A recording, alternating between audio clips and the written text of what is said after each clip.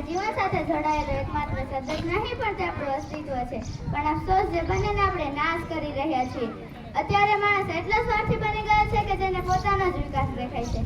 આપણે જંગલો કાપી નાખ્યા, નદીઓમાં કેમિકલ વાળું ઝેર રેડી દીધું અને હવામાં ફેક્ટરીઓના ધુમાડા ભરી દીધા. આપણે ભૂલી ગયા કે પ્રકૃતિ વગર આપણું બીજું કોઈ વજૂદ જ નથી. વૃક્ષો કાપીને મોટી મોટી ઇમારતો બનાવી રહ્યા છીએ અને પછી તેની જ ગેલેરીમાં ઉભા રહીને નેચરલ લુક સાથે સેલ્ફી લઈએ છીએ. આનાથી મોટી બીજી મૂર્ખામણી કઈ હોઈ શકે? એસી ચાલુ કરીને ગ્લોબલ વોર્મિંગ વધારી રહ્યા છીએ અને પછી આપણે જ ગરમીની ફરિયાદ કરી રહ્યા છીએ.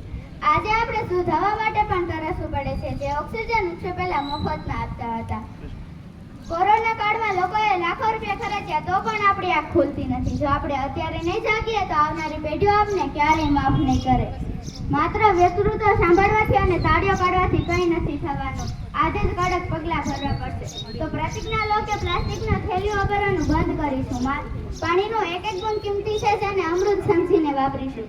માત્ર ફોટા પાડવા નહીં પણ એક સારું વૃક્ષ આવીને તેને મોટું કરવાની ઈચ્છા રાખીશું. બસ અંતમાં એટલું જ કે હોસ્પિટલોના ખર્ચા બંધ કરવા હોય તો આપણે પર્યાવરણ બચાવવું પડશે. જો પર્યાવરણ સારું રહેશે તો જ આપણું સ્વાસ્થ્ય પણ સારું રહેશે. દવાઓ પાછળ લાખો રૂપિયા ખર્ચવો તેના કરતાં પ્રકૃતિના શરણમાં જવું ખૂબ સારું છે. તો સ્વાર્થીપણું છોડી અને આપણી પૃથ્વીને ફરીથી લીલીછમ બનાવીએ. જો પ્રકૃતિ બચશે તો જ આપણો શ્વાસ બચશે. ધન્યવાદ. જય હિન્દ, જય જય ગરવી ગુજરાત.